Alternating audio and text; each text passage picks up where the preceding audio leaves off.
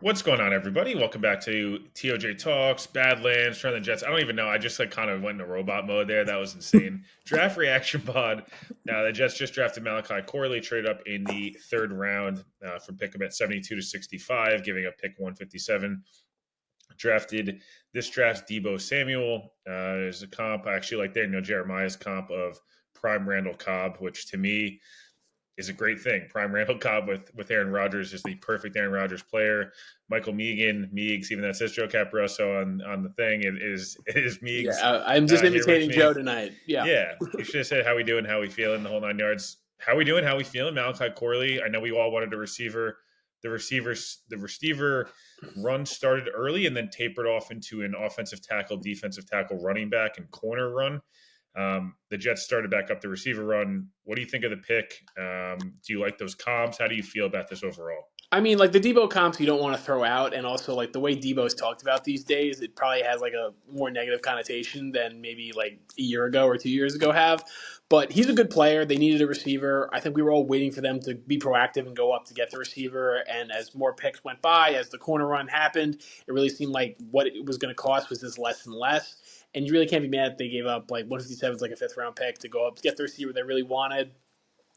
It's like to me, like I liked Corley. Like there was like one or two receivers I probably like better than him on the board, but this wide receiver room now has three receivers who, when they're all healthy, have like very defined roles with Garrett, with Mike, and with Malachi. I know a lot of people are saying like they are speaking about him and how they talked about Elijah Moore.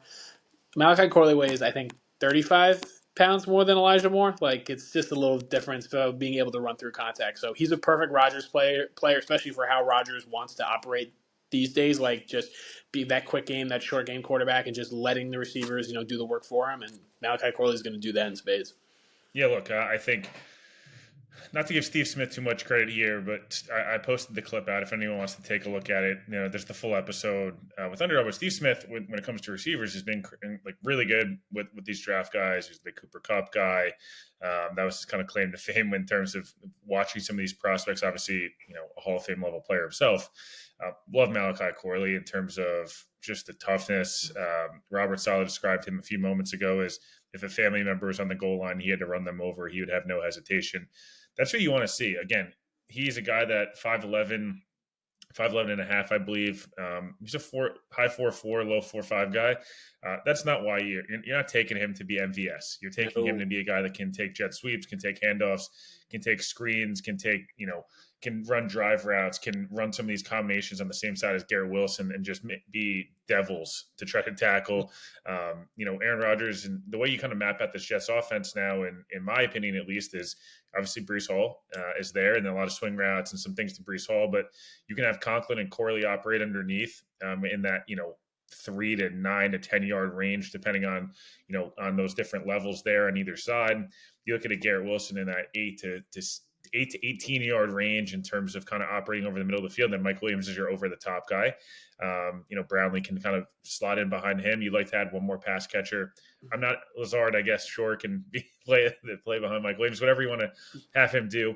But look, I think Corley is a guy that's been incredibly productive. He is a very good athlete. Do I think he's like the best athlete I've ever? He's not Xavier Worthy running a 4.2, but you don't need him to be tough. You mentioned it there, over 200 pounds. That's a big thing for me. I think the receivers in that 5'10 to 6'1 range, around 200 pounds, those are the guys we see year over year. They're not bust proof, but they're generally speaking the guys that you don't get as much variance with. It's usually the Xavier Worthy, super fast, super skinny guys, or the bigger, Drake London, Mike Williams types that work out. But there's obviously, or a Keon Coleman, those type of guys where you don't really know just based on scheme, et cetera. So again, I like the Corley pick for a couple of reasons. One, it's an Aaron Rodgers type of receiver, especially where they already have a Garrett Wilson that can just be an elite separator.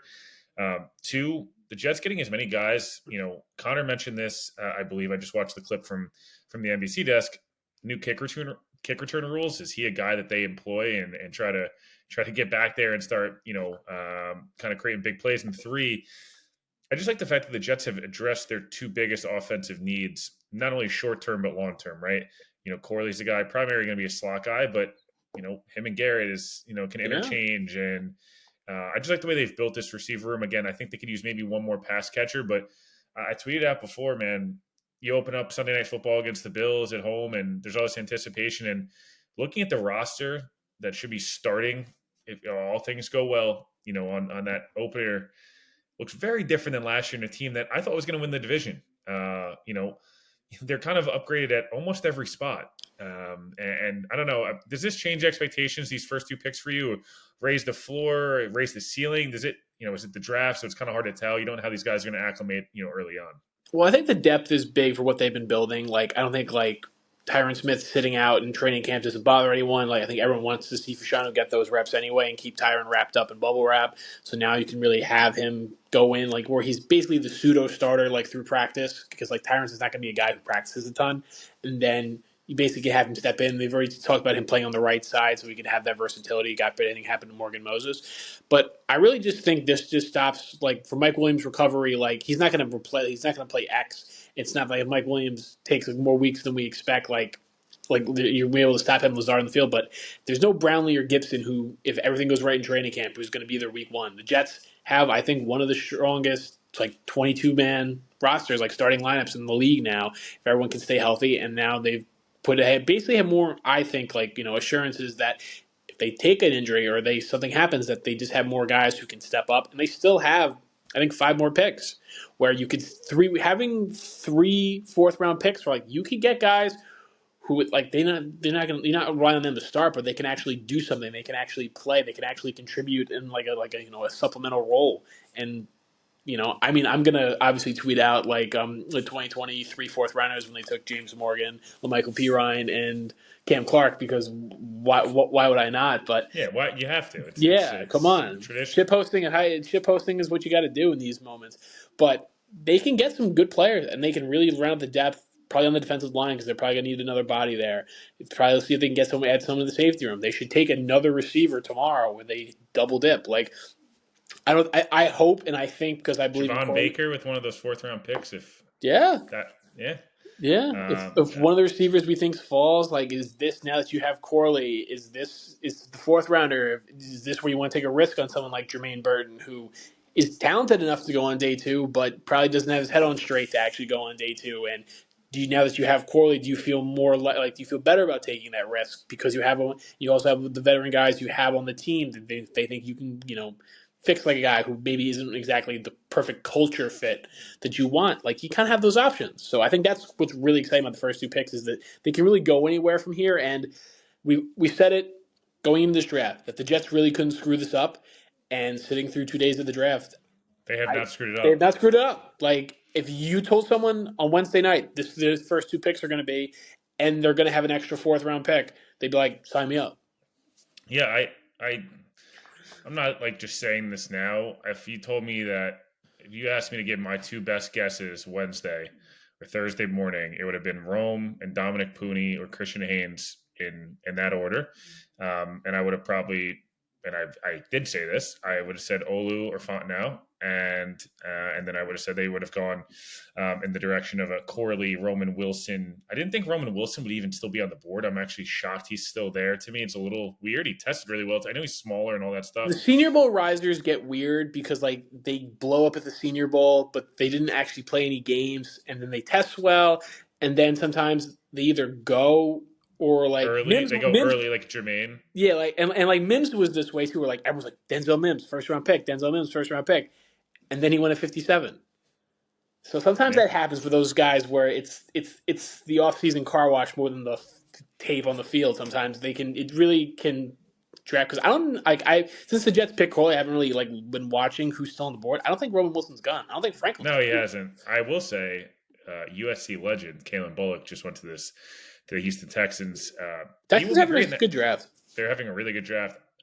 One team, and obviously we'll just preview a little bit of tomorrow real quick here, but the Colts, man, Latu and AD Mitchell, easily, I thought were going to be both top 20 picks 24 hours ago, and they don't have to do anything, and they end up with both guys. Look, I think Chargers having a good draft too. Chargers having a really good draft. Junior Colson in round 3 was the biggest lock of all time to the Chargers. Once he was there, it was this is not a great linebacker draft, and getting him in the top set, I think it was 60 or 69 is a nice value for them. Yeah, so look, we'll preview tomorrow. Right? As of now, the Jets have 5 picks: number 11, number 29, number 34 in round 4, and then number 9 in round 6, and number 37, the last pick of the NFL draft. I would say I expect the Jets to make 3 picks, maybe 4. I do not think they will make all 5.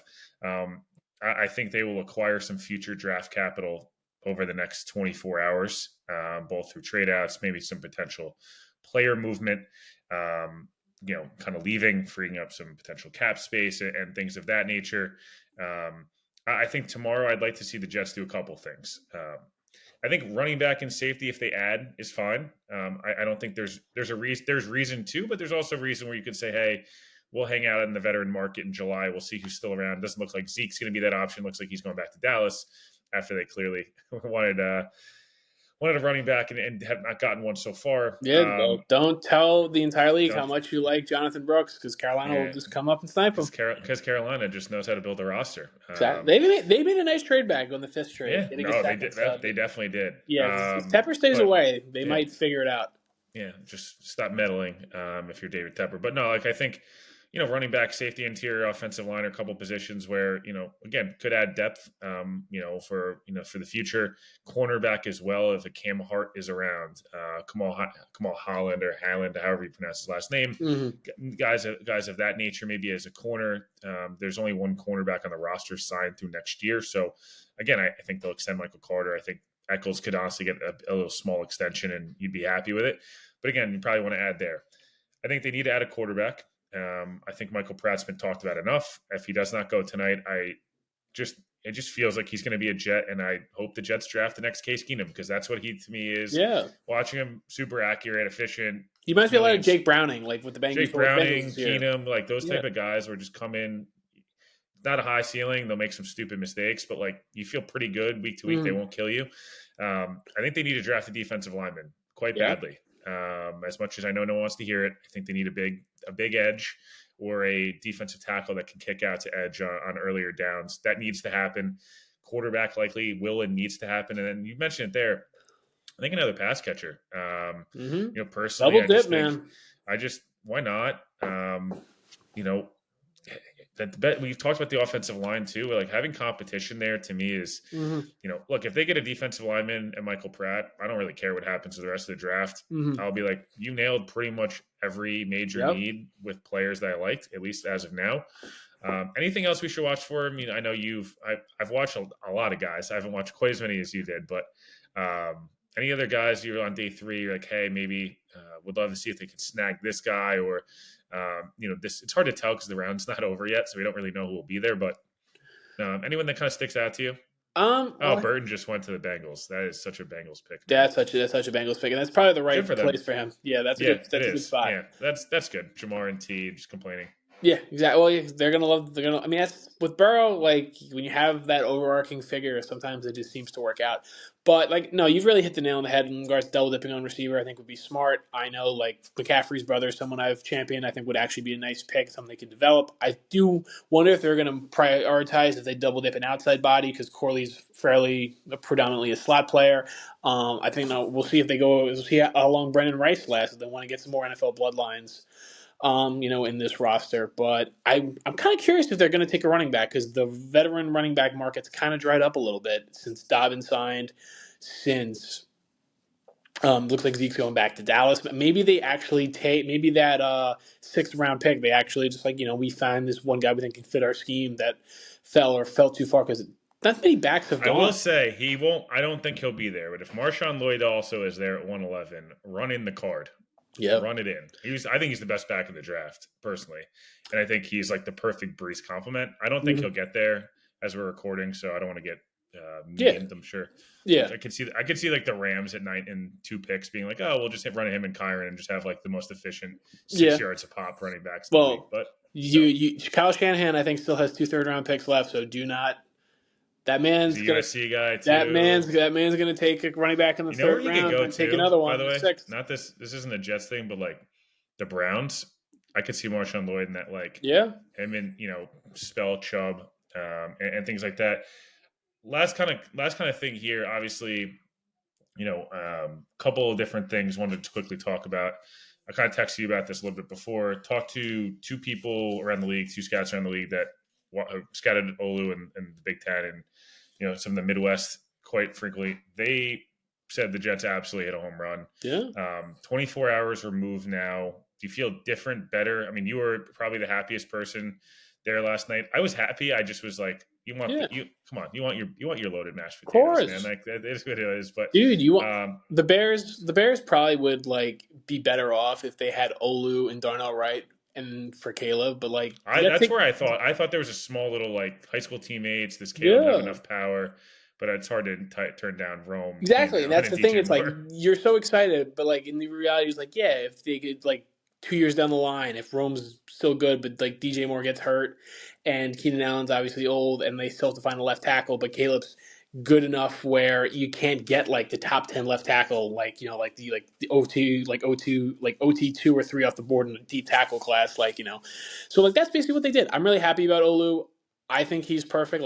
He's the offensive kind of tackle I like. I liked Andrew Thomas a lot. Charles Cross was my offensive tackle 2 years ago in the Nike draft.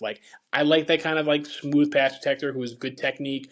And that's what's really impressed me about Olu is that he hasn't played football for that long. There's still an untapped ceiling with him that he can get better. And, I feel like we haven't made jokes about Keith Carter in a month or two, which is always in the back of my head, which was always my fear in February. I was just is this the right place for him to develop because he's a younger player who still needs to, get better. But you got Tyron Smith basically. That your coaching going to be just follow what that guy does, and you're going to be okay, champ. And he's in a really nice spot. And I think going into 2025, where everyone's are the Jets going to need 4 offensive linemen again? I think they're going to pick up AVT's option. We'll see. I think they will. Maybe I'm wrong, but it looks like they have Olu, AVT, and Tippmann all under 25 theoretically signed through 2025. It's very exciting to have. Yeah, it's very exciting to happen. We will be back tomorrow, I believe. I don't know if Joe and Connor are doing something in the morning, potentially that, and then me and Joe on Sunday we'll do a full kind of in-depth recap in each pick. I'm going to post out some Corley film here in a little bit. I'm going to get in the lab here and try to get some fun stuff out there. He's one of those guys that you just watch film, you get excited about. Exactly. Again, is he the best player I've ever seen? No, come on. I'm not going to overrate it and say that he's, if he ends up being Devo or, Azakim and all these different guys that can, great, man. That'd be awesome. But again, I think this is a good pick. I think the Jets have had a really solid first 2 days.